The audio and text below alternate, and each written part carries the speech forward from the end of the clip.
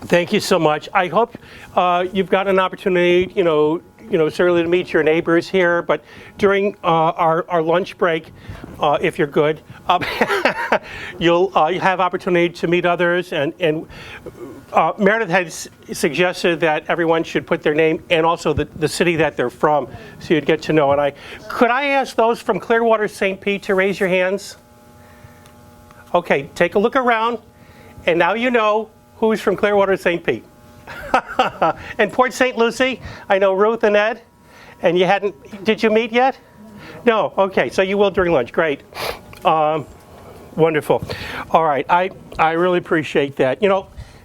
We talk about family, and I think every organization wants to create a sense of family.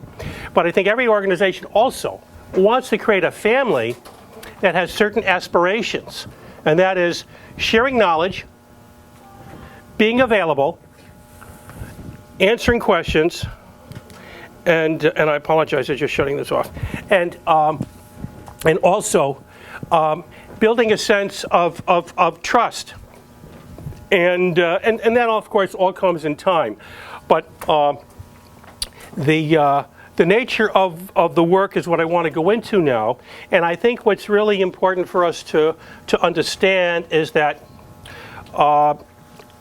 not only are we dealing with families that are in transition, child custody matters, separation, divorce, all those that you saw on the board, the influences, if you draw a line, a vertical line from the top, I can't easily get by here, but I do want to show you. If you draw a line from here down, you've cut everything. And now you have to reunite bits and pieces as you can in between the depression, in between the psychologist, the psychiatrist, the attempts at suicide, the thoughts of suicide, been there, done that, okay?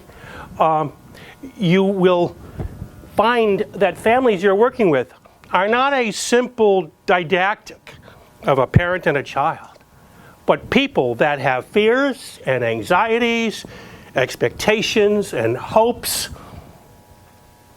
which may or may not be founded. They may or may not be realistic, but they're all part of the human experience. And so our role is really to help them reunite many of those parts of our lives that have been fractioned, because people lose the ability to believe in themselves, they lose self-esteem and confidence, and we can help people through our work as family monitors. So if you, by the way, Alan, if I may, oh, thank you.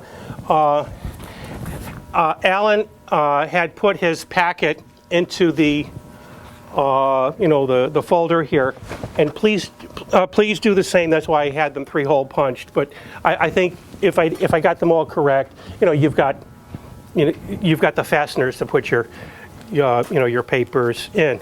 But if you look at the third page, what we're going to be doing today is take.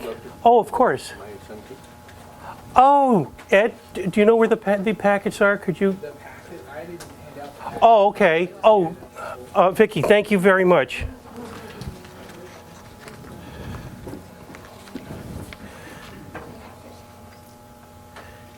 No, it's for this gentleman. Oh.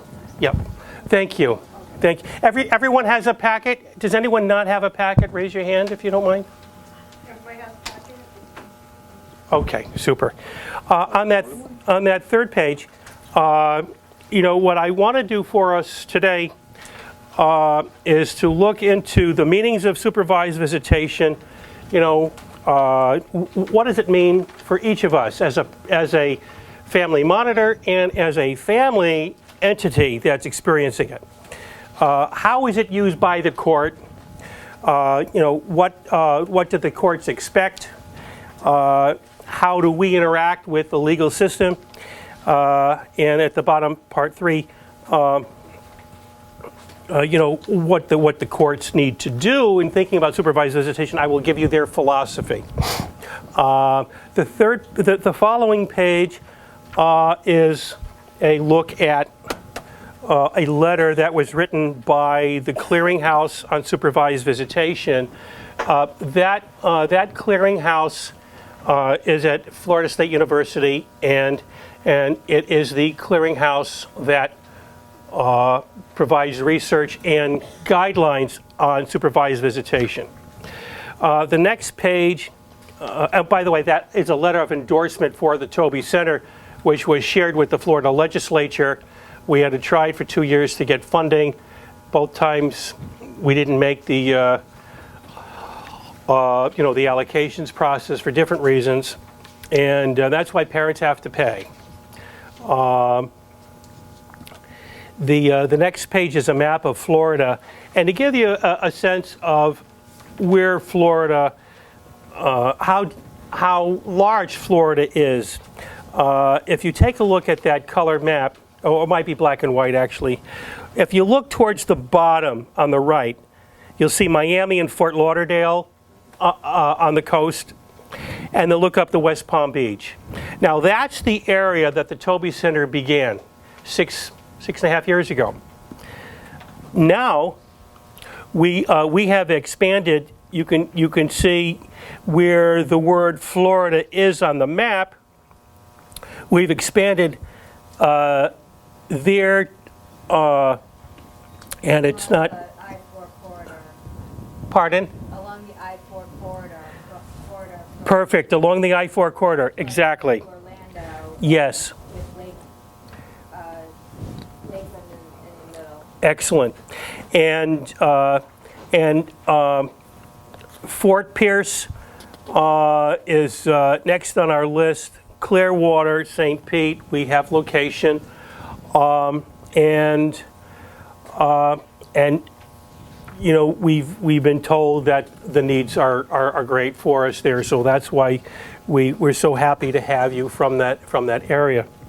Polk County is expanding. Polk is the dead center between Tampa and Orlando, and if you'll turn to the next page, you'll see the job description. And I want to review this with you. So I want you to have a more specific and a clearer understanding of what your role is.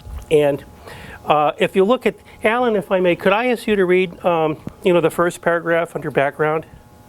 The primary goal of visit supervision is to ensure the physical and emotional well-being of the child and to enhance the parent-child relationship. This program provides supervised visits and monitored exchanges to families with a history of domestic violence, substance abuse, child abuse, and neglect, mental health issues, and high-conflict parental separation. Children have a safe place to visit and form healthy relationships with a non-custodial parent, or to swap between parents for weekend visits. Parents have no contact while using the service. Families are referred by the courts, attorneys, self-referred, and the Department of Social Services. Thank you. There are several important concepts here. One is that children have a safe place, and safe is both emotional and physical. And those are the two things that as a family monitor, you want to ensure when working with a family. Our role, Meredith is the first line of contact with a client, whether it be from the client directly or one of the parties or from an attorney or from an agency. And we're dealing right now, we have several out-of-state agencies that have referred clients to us in both South and Central Florida. Paul is working with one now.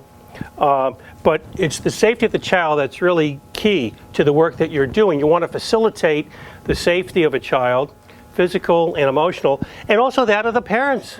Now remember, if parents got along, if they were amicable, they wouldn't need us.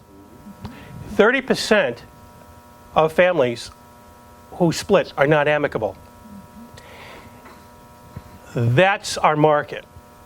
I mean, I have an MBA, a master's in business. I hated it. I hated the program. I hate studying about business. I hate studying about money. It mattered nothing to me. Because when I was at Syracuse, I learned the social work program. And I want to get my clinical social work degree. But my father said, well, you finished half the MBA, why don't you finish the program? And reluctantly, I did. But then I earned my PhD. But understanding that not only is it the safety of all the parties, but that we're not taking everybody who wants a visitation. In fact, there have been cases where we have stopped seeing people, or there are cases that we've completely rejected from the get-go.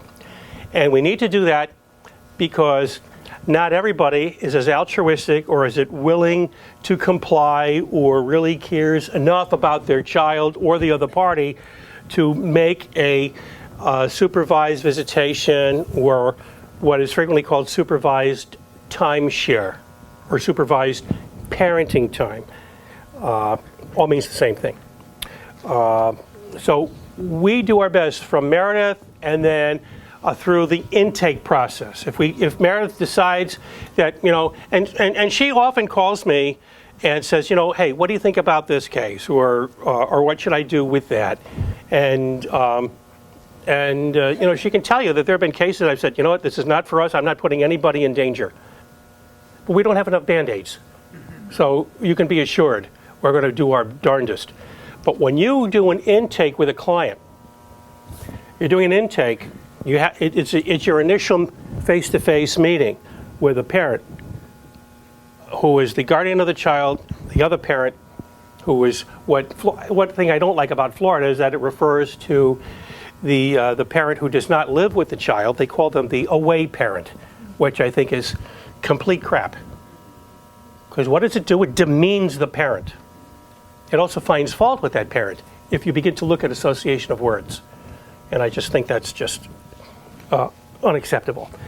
But just understanding that dynamic and that responsibility, I think is helpful for you.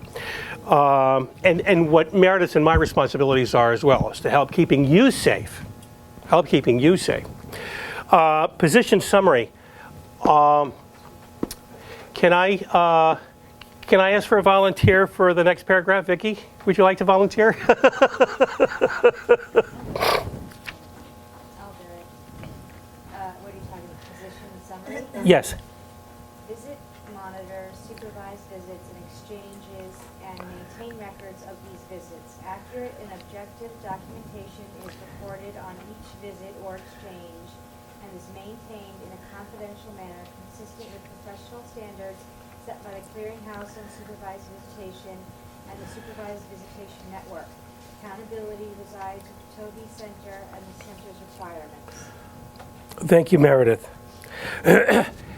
This is key. Or another key, that of keeping records, and Meredith is going to be discussing that later today.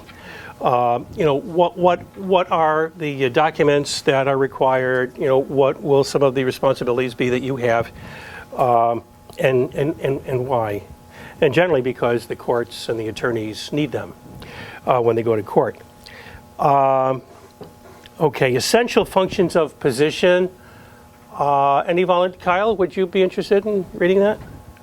Interested? No, but I'll do it. Okay. At the moment, the sound's on you. The microphone on The you. primary goals of So visit it's not picking supervision up. are to I ensure see. the physical and emotional well-being of the Okay. child and to enhance the parent-child relationship.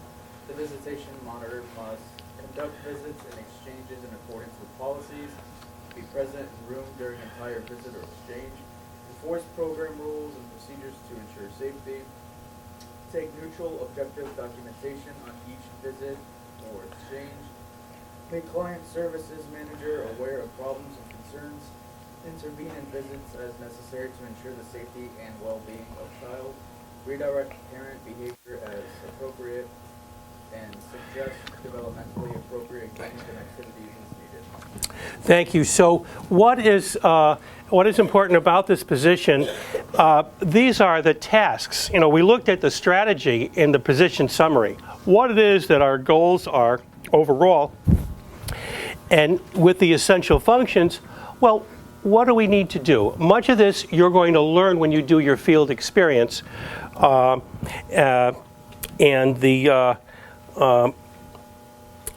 you look at the functions of the position. Certainly, you know, there may be problems that you run into, and you'll need to make some decisions either on the spot or afterwards call for clarification, which is absolutely fine. Most importantly, if a parent is not following our guidelines, our requirements, then we don't stop the visitation. We redirect it. We say, look, you know what? I can't have you do that, but why don't you try this?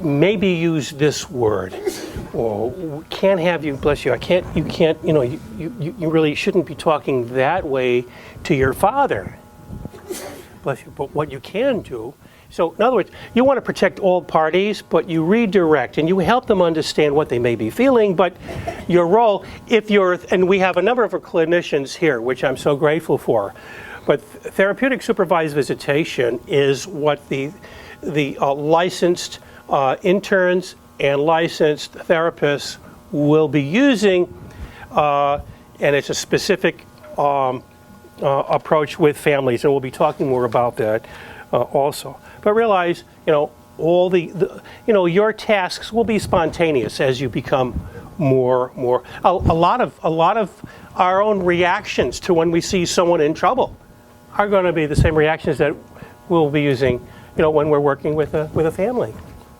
The next page, I want to give you some definitions to make some clarity for you. Certainly, if you look at the bold at the top, supervised visitation safeguards a child's physical and emotional well-being during parental visits that are carefully monitored by a neutral third party. Now, the concept of neutrality is key, and I want to give you a point, a case in point. And that case in point happened last night about 12 o'clock when I wanted to go to sleep. But I got a text from one of our colleagues in South Florida, Erica.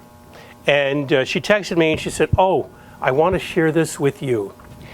And she forwarded what a custodial parent, that is the parent with whom the child resides, may also be called the at-home parent. And that's the Florida semantics, which is, I think, ridiculous. But that's what they use to describe the parent with whom the child lives, the at-home parent. So Erica sent me a text. She forwarded me a text she received from the at-home parent, who she did an intake on yesterday. And that at-home parent wrote, I'm going to paraphrase it, Erica, thank you so much for your meeting yesterday. I'm so happy that you're going to be the one doing the visitation. So I looked at this, and I looked, and I thought, and I texted her back, and I said, don't text me again, I'm going to sleep. But I did say, Erica, it's wonderful to be validated, but be cautious. She's building sides. Neutrality, neutrality, neutrality. Now, I have made that same mistake myself when I was first doing this 18 years ago. Because that's when I went to Washington, that's when I began my own involvement in working within the field of supervised visitation. It's critical, and I'm so happy that all of you, if not all of you, most of you, and all of you will be by the end of the day. Go, yes, that's right. Yes, that's right. Neutrality, neutrality. And it's difficult, and it's going to be difficult. Why? Because we're human. Because we feel. And I was remarking to one of our our colleagues a little while ago that when it comes to identifying with people, it's going to be very easy to try to relate what we believe they're experiencing with what our own experience was, and to feel either supportive or to feel very suspicious. And we can't do that because everything is about context, and we don't know their context. The only context we have is a limited time. With the intake, we may have background information, and we certainly can observe. But only over time, as we work with clients, will we better understand how they're functioning, and we may understand or sense more of their motivation. Why are they doing what they're doing? What are their actions really telling us? What are their lack of actions telling us? What is their vocal intonation telling us? What is their demeanor telling us? Our role is not to assess, it's to observe.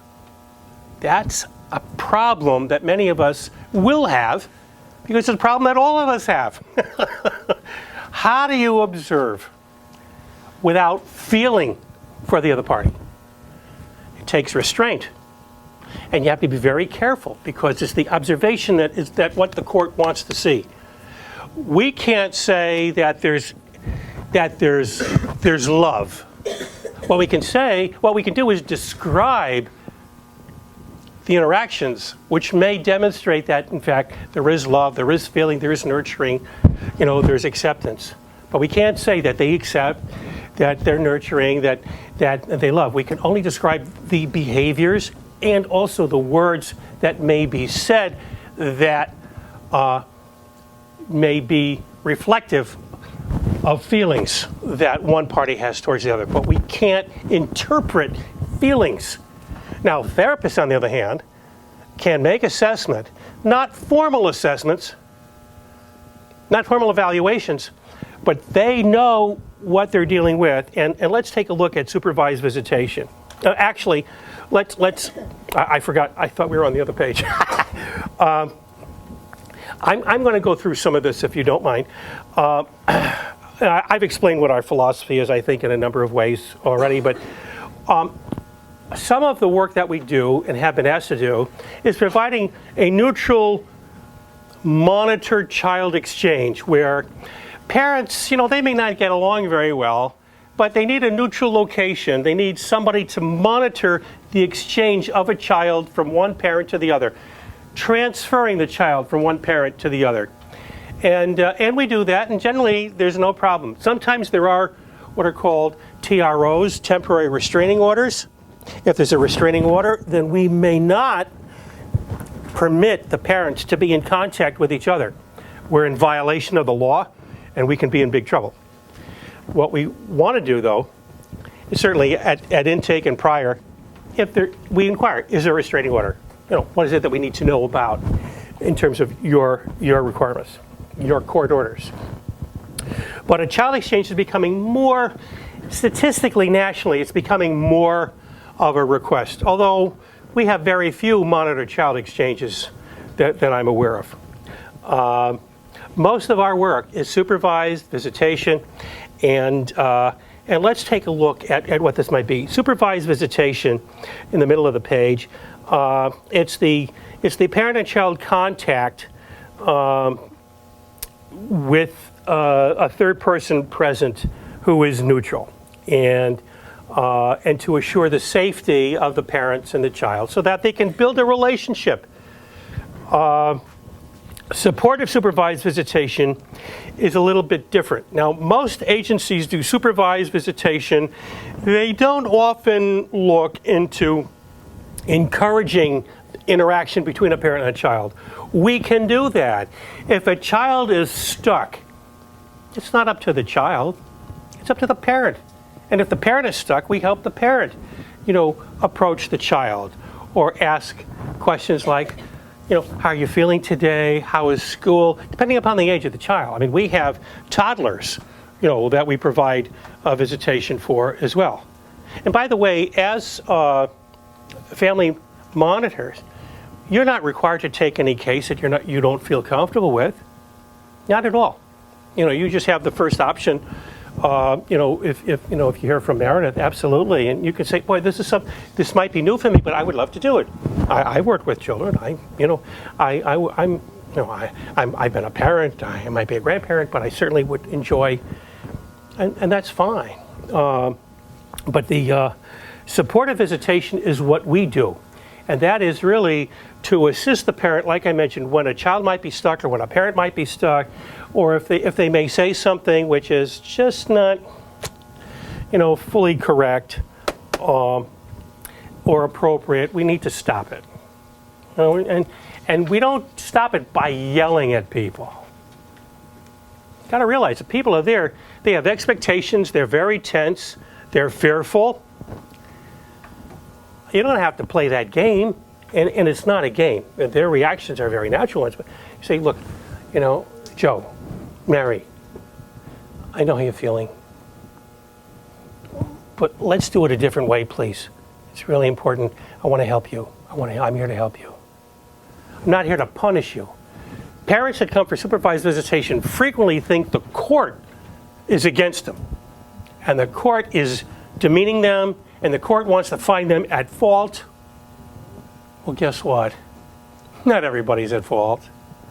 30% of people requiring visitation is the category of people who have been subject to or committed domestic abuse or alcohol and drug abuse.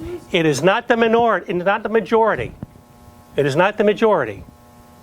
Many of the cases you'll find are when a parent says, he's a schmuck or she's a bitch.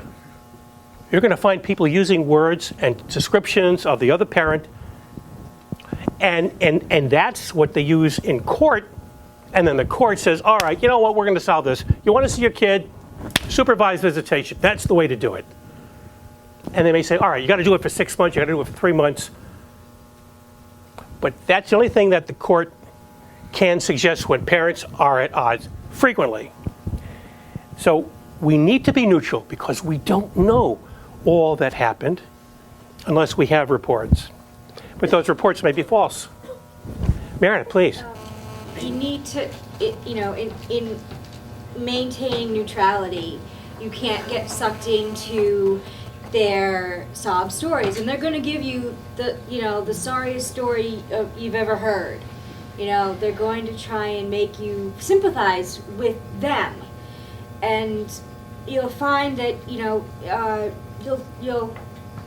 talk to dad first, and he'll say, she accused me of domestic violence, but I've never done anything, I've never touched her, and she's just trying to manipulate the situation by withholding the kids. And you feel bad, and then you talk to mom, and you get a whole different story. You get, the polar opposite. And so, which is true? It's a little bit of both. Plus, parents tend to not tell you the full truth. They won't admit if there's something in their history that they don't want you to know about, that's embarrassing, or, whatever. So, you just have to, come up with a couple of phrases that you can use so that you don't get you don't choose sides. You remain neutral. Meredith, thank you very much. And I, for the sake of our video, I asked Meredith if she would, repeat, these very important comments, because, again, it's the human condition takes a lot of work to understand. I think it was Socrates who said, know thyself. And boy, ain't that a trip. And it's a long one. So can you imagine, if we have difficulty with ourselves, why is it that we should expect to know other people more, more deeply and more rapidly? And sometimes it's easier to understand other people because the voices that we hear when, that are self-critical, can sometimes be daunting and just overwhelm us. But when we look at other people, it might be easier to be more objective.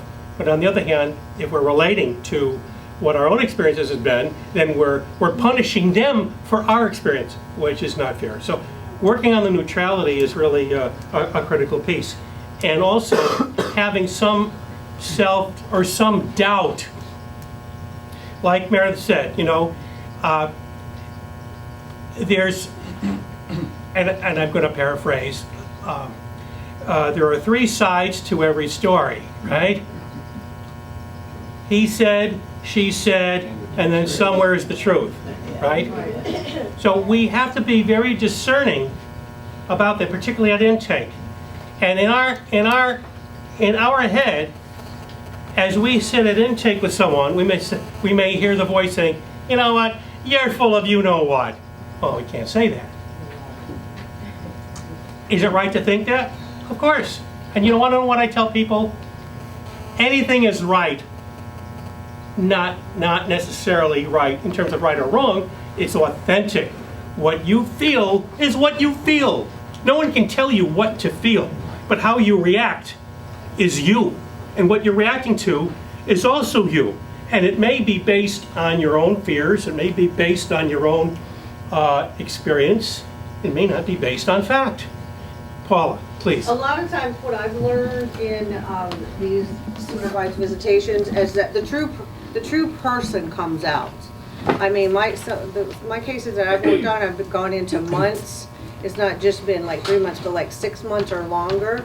And the one that is saying something about the other, they're both talking about, you'll see the truth come out of one or the other parent.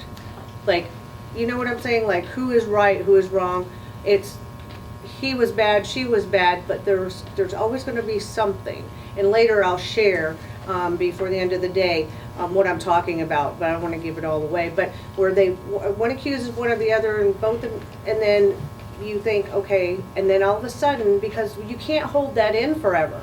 The one person just can't hold it in forever. They're going to slip up eventually. And because I pay close attention to everything they say and do. Well, wait, not unless they're a sociopath, because they don't have a conscience. They don't have a conscience, but they slip up. They hide from you. You can't maintain the lie over that Yeah. long. No. You know, That's what I'm trying to say. especially if, Yeah. over time.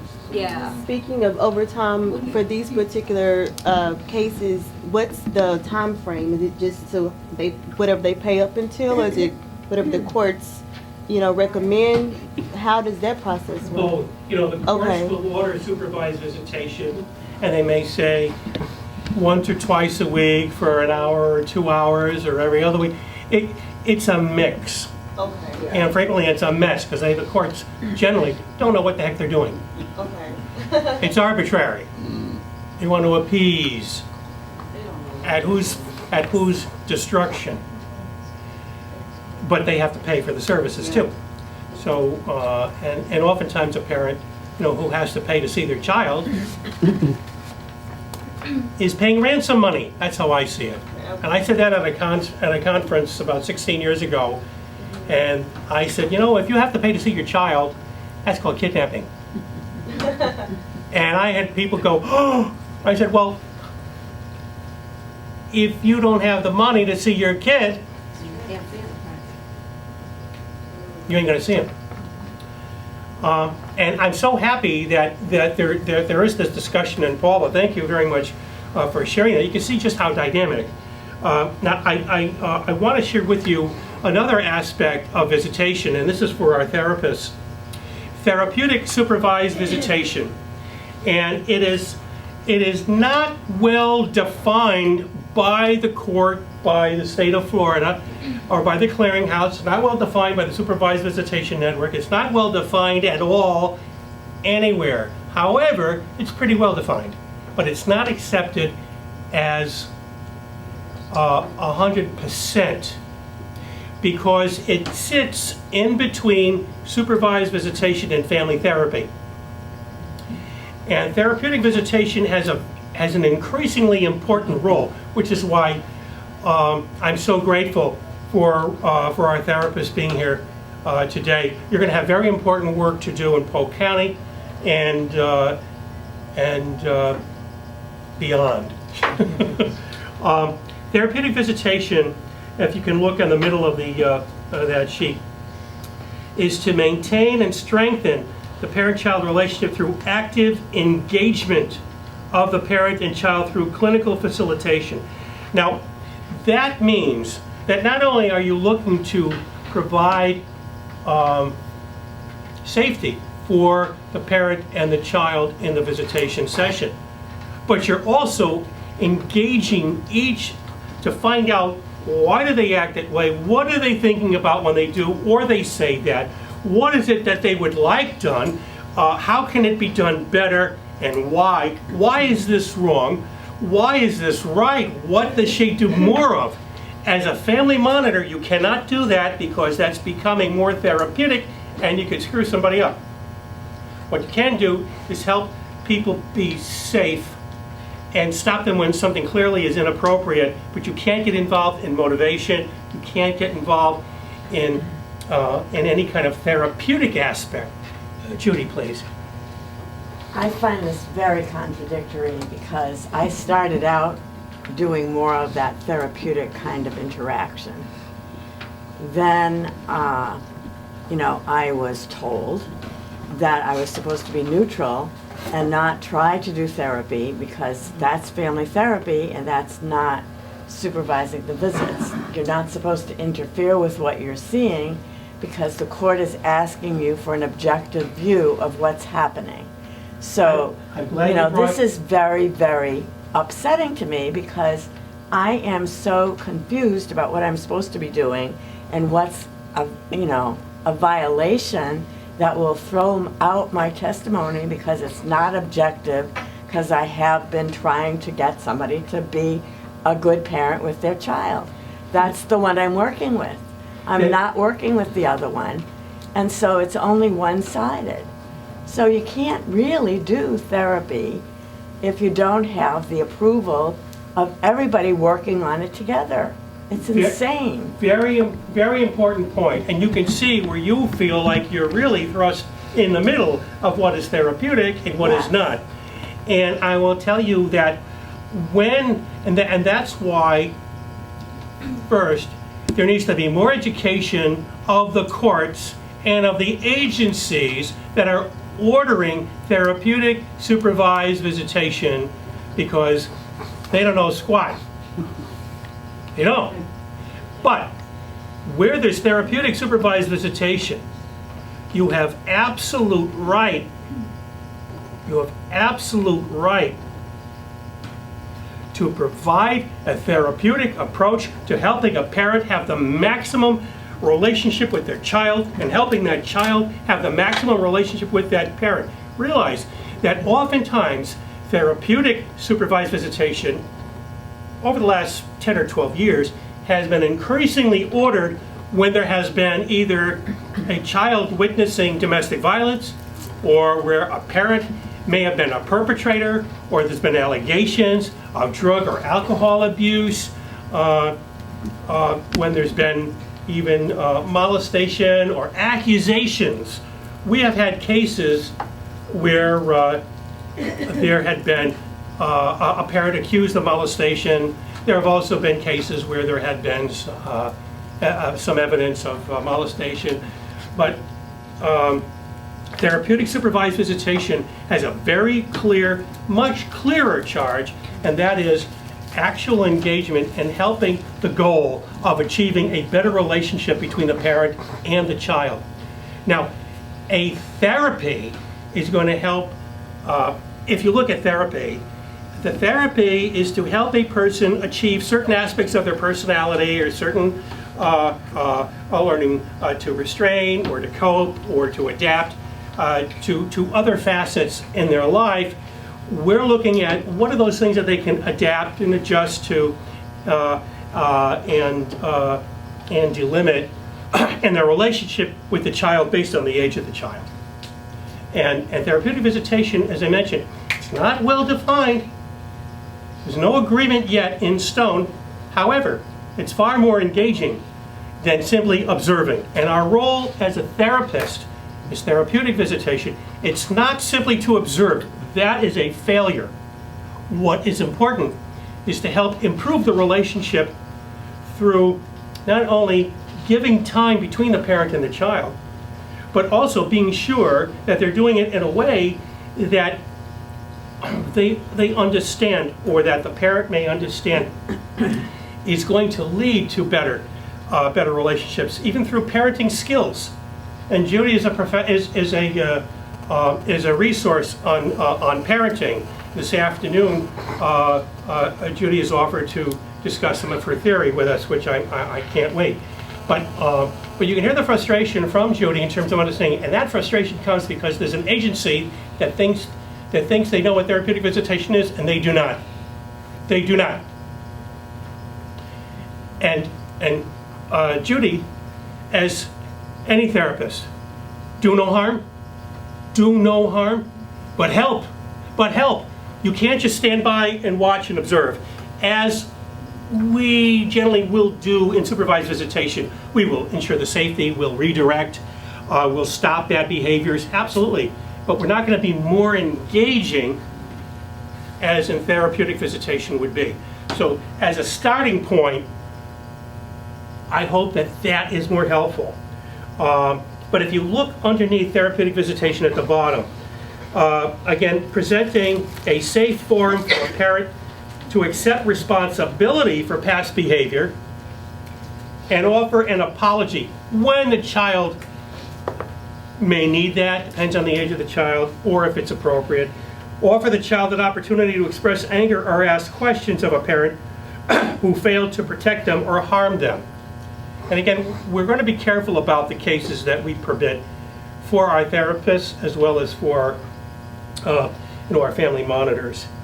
And but what's really critical is I think everything that if you think of what our motivations have been in wanting to work with families, on the next page you'll see why your role is important. These are many of the reasons why supervised visitation is important. Vicki, pardon me, do you want to put the shepherd's pie in? Sure. Okay, great. Yeah. Okay.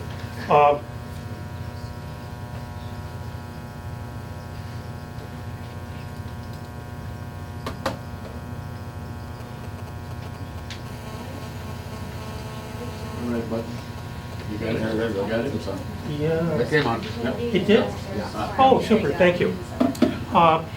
Thank you. If you look at the next page, it has the list, the reasons for supervised visitation.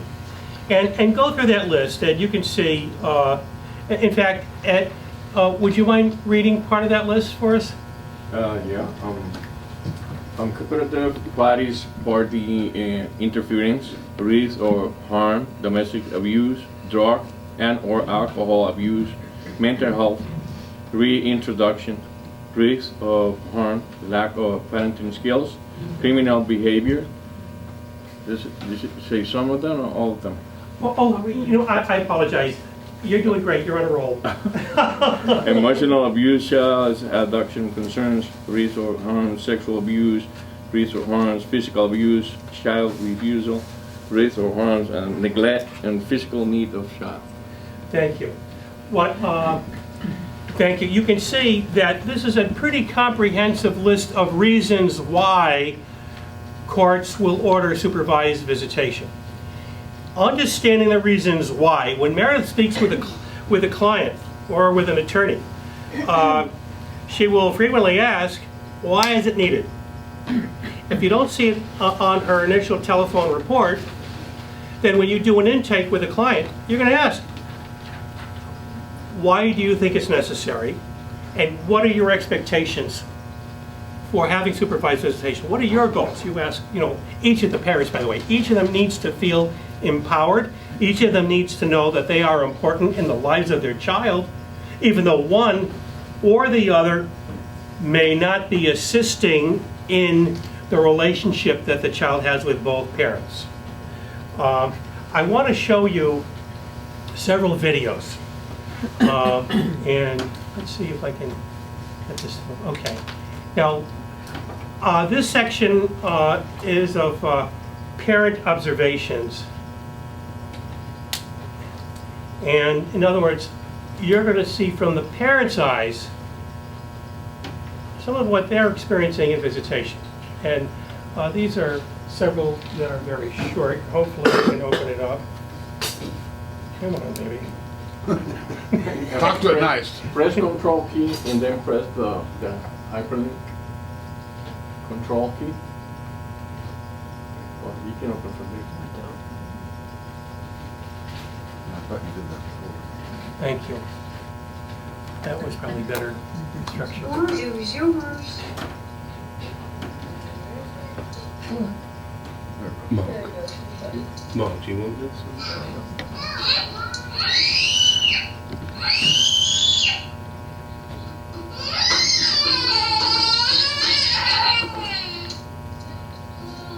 Or it was yours.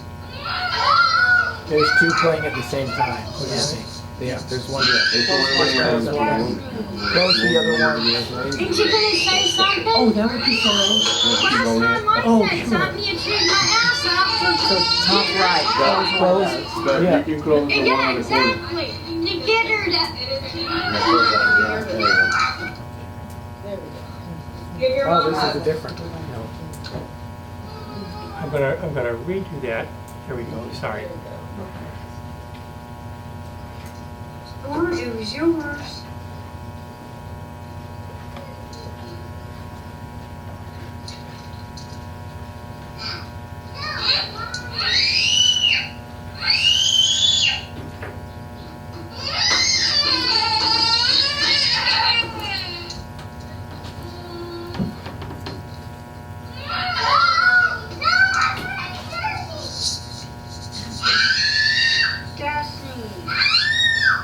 Ain't you gonna say something? Last time I said something, you chewed my ass out for getting her arm. Your daughter's arm.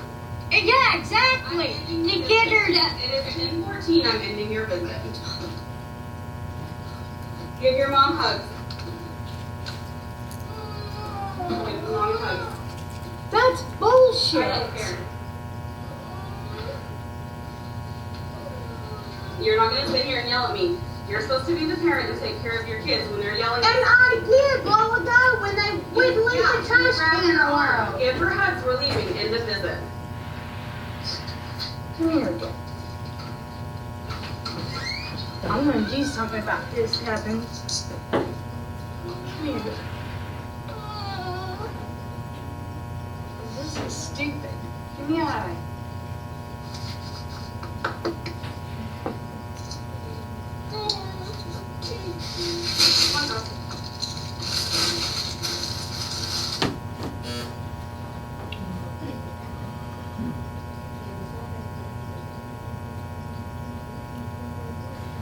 Okay. Who wants to comment? Anything? Well, let me ask you this. What were we observing? What's one of the things that we were observing? Two kids fighting. Two kids fighting. So you got siblings. The older one took something away from the younger one. Okay. What kind of a setting is this? How would you describe the setting? Unorganized. It looked like somebody's home. It could have been. It may have been a school. Also, It's like a room. like a room, exactly. Yeah, it looked like a classroom. It could have been home. Could have been a school. Okay. Who are the parties in here? Who did you see in here? Monitor and a parent. Pardon me? A monitor, class monitor, and a parent. A monitor, yes, and a parent, And two kids. and two young children. Yes. Now, this could have been at the beginning of the session. It could have been at the middle of the session. Could have been at the end of the session. What happened? What did you see happen? I saw a lack of interaction. Ruth? I saw a lack of interaction. Between Child and mom. between the child and the parent. Okay. Anyone else agree with that? Yeah. Yes. Okay. Now, there was a monitor there also, right? Right. Correct. What was the role of the monitor? Not what was the role? what did the monitor do? Nothing. Zippity-doo-dah, zippity-yay. Right? Right. So is that a regular supervised visit? That's not a therapeutic. Not a therapeutic visit. Okay, that's a Yes, supervised visit. yes, yes, So- pardon me. That was a standard visitation. Okay. Now, given that, which means that it was not, the monitor was not a clinician, how would you describe her behavior? She was too quick to call it off. Too quick to call it off, what else? No conflict resolution. Not that she could do that, but there could have been something that could have de-escalated or maybe intervened to get, the session back on track, basically. Yeah. Absolutely. To calm down Yeah. the environment, take control, put it on, hey, come back, trying to set up on the proper way. Yes. for Right. visit. And what might have been a way that you would have handled it? Sherry, can I ask you? Sure. I would have said to the moms, now would be a good time for you to, intervene. Do you need some suggestions, or do you know what you need to do? Sounds like there was some history there that the mom tried to, and Yeah. sounds like the monitor grabbed her arm or did something. The monitor got emotional. I mean, you could see the anger in there. She wasn't neutral. Yeah, I would agree with you. Monitor? Might Ed. have to try to keep out of the situation and take control. You cannot be part of it. Yes. And so who should have taken control? The monitor have to de-escalate the situation. Okay, so now the situation could have been de-escalated with the monitor or with whom else? The mom. Mom. And I like Sherry's observation that to her, she felt that there was some history between the monitor and the mother, and the mother had felt possibly that she was reprimanded at another time, and so she sat back and did nothing. Now, that is strict supervised visitation, which frankly is a waste of frickin' time. Yeah. And I would be ashamed if we were to conduct visitation like that, because it's not in the state standards, and it's very much supported by the clearinghouse that you take responsibility to say, look, Alan, we're trying to help you with your, with your daughters.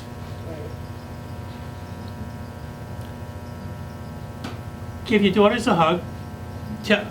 Why don't you, get involved and find out what the child may need and what you like. Why don't you all sit down and maybe, have an eye-level conversation, but just be the parent you want to be. I apologize for anything that I may have told you in the past. Shame on me. And are we going to make mistakes? Absolutely. Absolutely. How many? 0. No, I'm kidding. But it's okay to have an honest relationship with the parent and tell the parent, I was wrong, and I want you to know that what's really important is for you to work towards that goal with your child. Now, there is, how about the therapists? What comments might you have with respect to, if you were the monitor in that case, what might you have done? Some modeling. I didn't hear you answer that. Modeling, like kind of showing the parent, because based on their conversation, it seems like there was a problem once before, so that would have been a good opportunity for the therapist to kind of. How would you do that? In fact, you know what? If you don't mind, Thelma, would you and Antoinette get up? Thelma, you're the mom, and Antoinette, you're the monitor.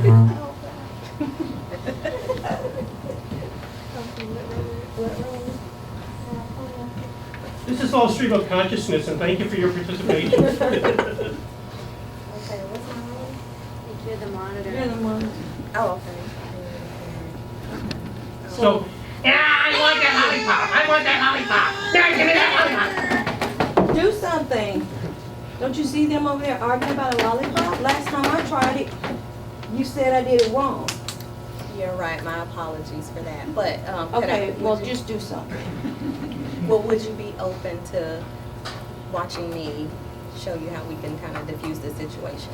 Sure, since you want to teach me how to parent, go right ahead. Okay, come on with me. Come on. You really think I'm gonna follow you over here? You're the screaming child.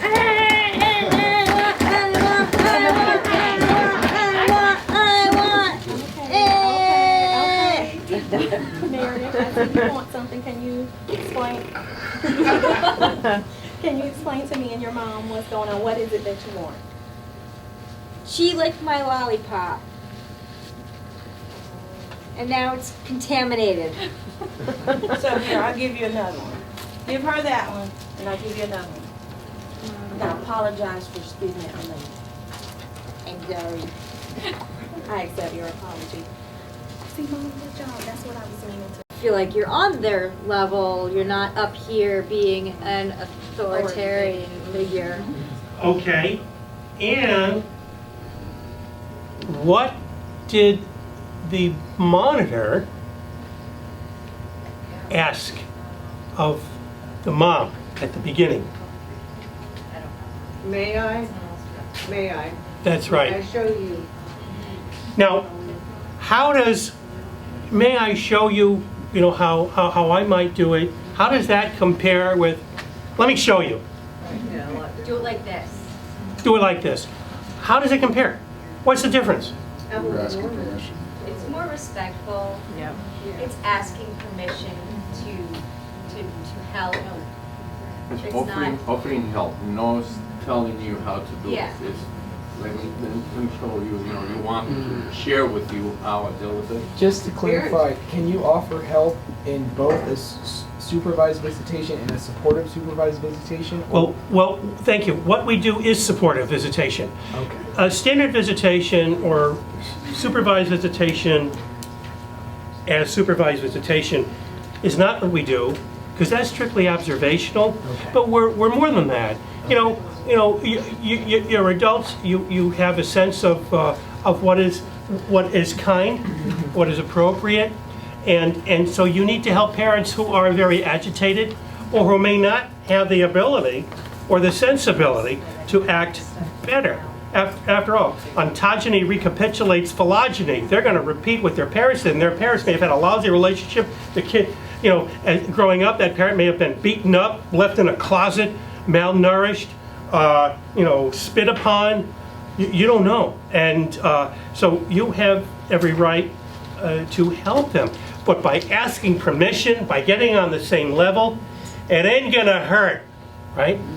Yeah, because a parent does not want to be told how to parent, and because they will put you in your place real quick.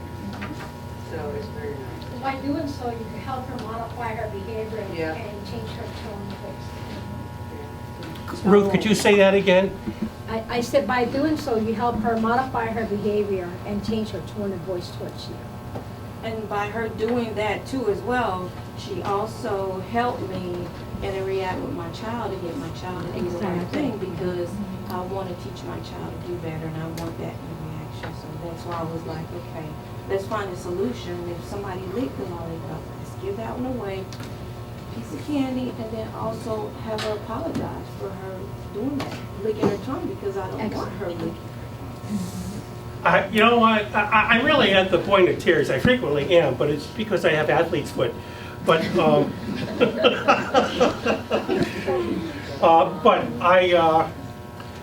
but seriously, I am, because what you have done, what you did was put yourself in that position that many of us are going to see. And oftentimes, if you think of what it's like to be in shock, once you enter a courtroom, you are in shock. In fact, once you enter the building, that's when the shock sets in, and you're immobilized. And now, when you're going to see a child, and you can only see that child within the confines of a four-wall situation or more of a controlled situation, then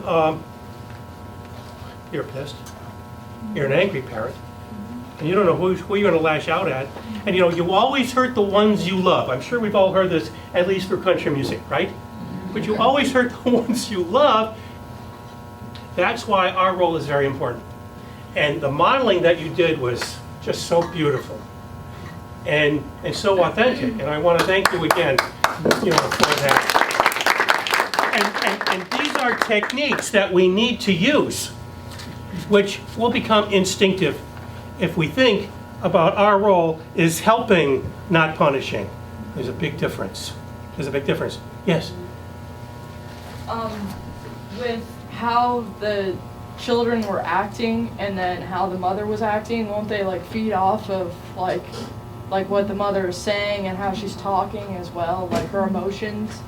Yeah, and why don't we, Rhonda, Dr. Rhonda, how might you respond to that? If I can put you on the spot.